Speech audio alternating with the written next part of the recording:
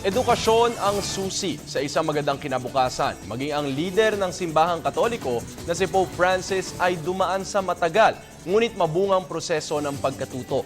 At ang kanyang pagsisikap ay nagresulta sa katuparan ng kanyang mga pangarap.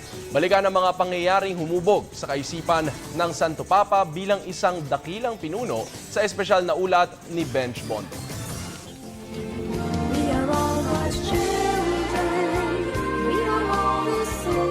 Higit sa mga pangangailangang pisikal, mahalagang linangin at hubugin ang aspetong intelektual ng bawat individual. Ito ang papel ng edukasyon bilang pangunahing karapatan ng bawat mamamayan. At si Pope Francis, isa sa mga buhay na patunay na ang pagkakaroon ng edukasyon ang susi sa isang magandang kinabukasan. Nagtapos ng elementarya ang Santo Papa sa Wilfrid Baron de los Santos Angeles, isang paaralang pinatatakbo ng Salesians of Don Bosco sa Buenos Aires. Kasunod nito, pumasok siya sa isang technical high school, ang Escuela Nacional de Educación Técnica, at nagkamit ng diploma bilang chemical technician.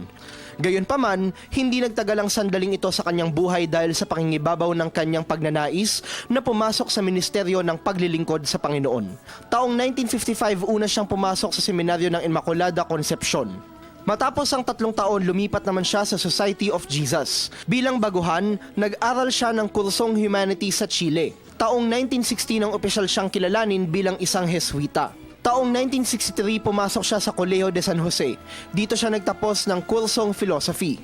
Matapos ang 1 taon, pumasok siya bilang guro sa panitikan at psikolohiya sa Immaculate Conception College sa Santa Fe, Argentina. Taong 1966, bumalik siya sa Buenos Aires at naglingkod bilang guro sa mga naturang asignatura sa Colegio de Salvatore. Matapos ang 3 taon, opisyal siyang inordinahan bilang pari. Kasunod nito, nagtapos siya ng kursong theology sa Colegio de San Jose. Ang kanyang natutunan, ibinahagi niya sa pamamagitan ng pagtuturo ng parehong asignatura sa isang seminaryo sa San Miguel. Mula 1970 hanggang 1971, ganap na natapos ni Pope Francis ang huling yugto ng spiritual formation na pinagdaraanan ng bawat Jesuita sa University of Alcalá de Henares sa bansang Espanya. Ang edukasyon ni Pope Francis isang buhay na halimbawa na hindi dapat huminto sa pagkatuto ang bawat isa sa atin. Ito ay upang mas mapaunlad pa ang ating dimensyong intelektual, sosyal at espiritual tungo sa pagkakaroon ng isang buhay na ganap at kasiyasiya. Para sa Telebisyon ng Bayan, Benj Bondok.